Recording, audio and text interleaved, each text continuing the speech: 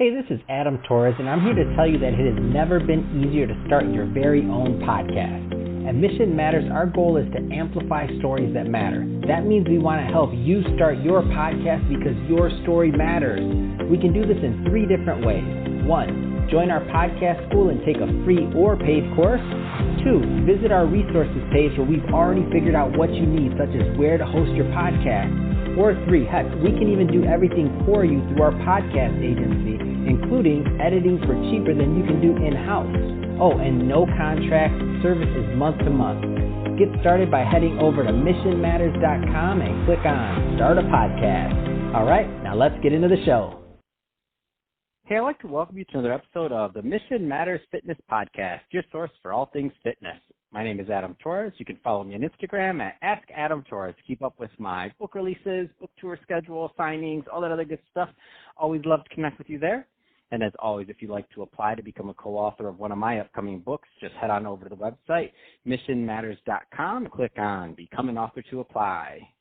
All right, so today I have Amy Baack on the line, and she's creator and CEO over at Infinite Embers. And Amy is a yoga teacher and a meditation teacher and also a writer. Amy, welcome to the show. Thank you so much for having me. All right, so I'm excited to get into today's topic. So meditation and mindfulness. I know a lot of business owners, entrepreneurs, executives out there listening, and they listen to this show because they want tips and they want to know what they should be thinking about. So excited to get into that with you. But before we do, I'd like to go a little bit further into Infinite Embers. So tell us a little bit more about your work, please. Yeah, I have been a writer my entire life. That's actually was my first career before I became a yoga and meditation teacher. I was writing in television, and I've kind of taken that passion for writing and taken it online to really talk about mind-body wellness, but through a yogic lens.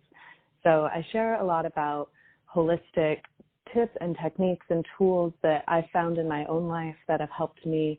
I had a really bad chronic neck injury for most of my 20s, and it led to me kind of going down this entire path of learning about wellness and becoming a yoga teacher and learning about the body so I could figure out how to heal myself, because I didn't have a ton of success with like modern medicine, with Western medicine. So I really learned how powerful the mind can be in connecting to the body to heal. And that's what led me to meditation. So all of these pieces of knowledge that I've picked up along the way, I write about on my blog. And it's a very approachable, fun, lighthearted blog. It's written for a girl in her 20s that wants to learn how to be healthier in really accessible ways. Everything from vegan recipes to different workouts. I am also a fitness instructor, so I have workout plans, yoga classes, and a ton of mindfulness and meditation techniques. It's all built awesome. to just help everybody live a healthier, happier life. And I think that's wonderful. And I think it's a great transition too. So let's go further down the meditation mindfulness path. I mean, I think some people maybe they want to go down that path and they want to get more involved. They want to get healthier. They know all these things, but maybe it's just not approachable to them. What kind of advice would you give to those out there listening? First off, I can completely relate.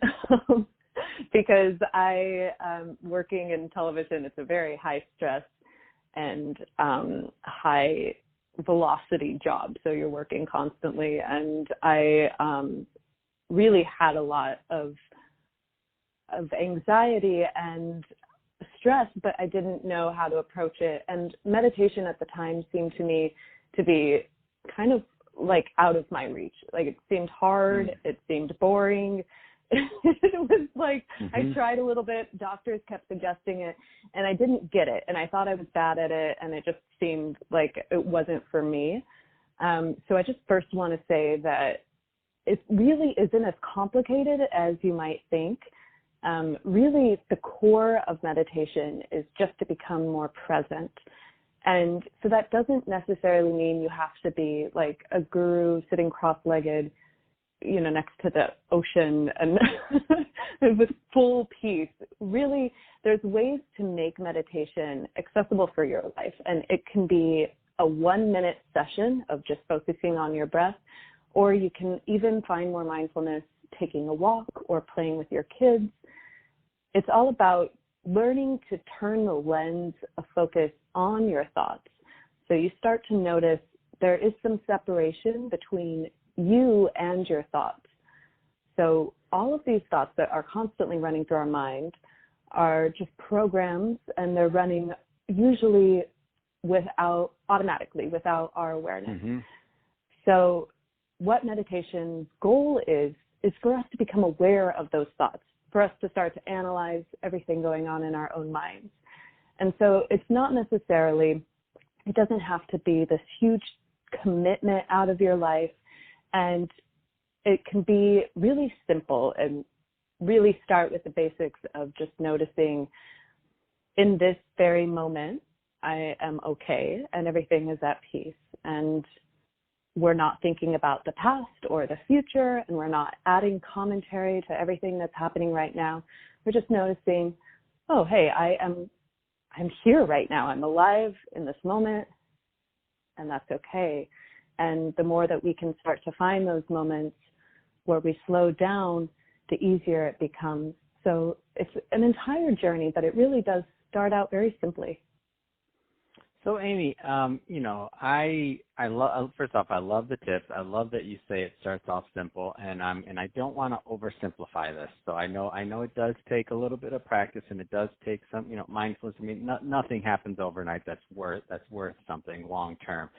What is one of the, like, a tip for somebody that's listening to this right now that they can maybe start with or do today? Like, what's something they can start thinking about today in terms of incorporating it into their daily lives that can, how it is, you start something small and sometimes you want to build on it. What's a small success that we can give someone, Amy?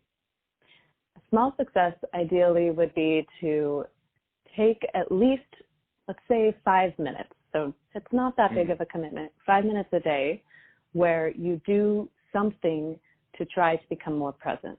So that something can be up to you. You could journal. That's very mindful. You could go for a walk and not have a podcast or music playing, but just noticing everything that's around you and taking the world in.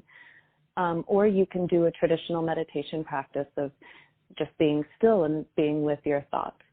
So committing to something every single day, because like you said, it is a practice and it does require commitment, just like any habit, to build and stick.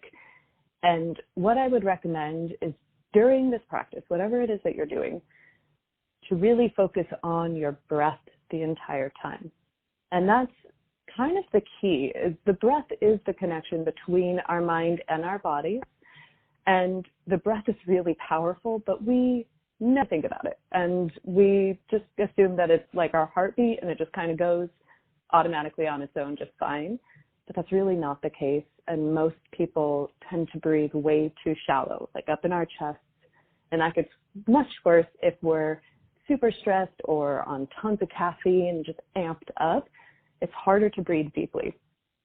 So if you can take just a few deep breaths and slow down, again, just for a few minutes a day, noticing your breath, trying to bring it down a little bit deeper than it might naturally fall, and trying to feel your entire body relax during that time.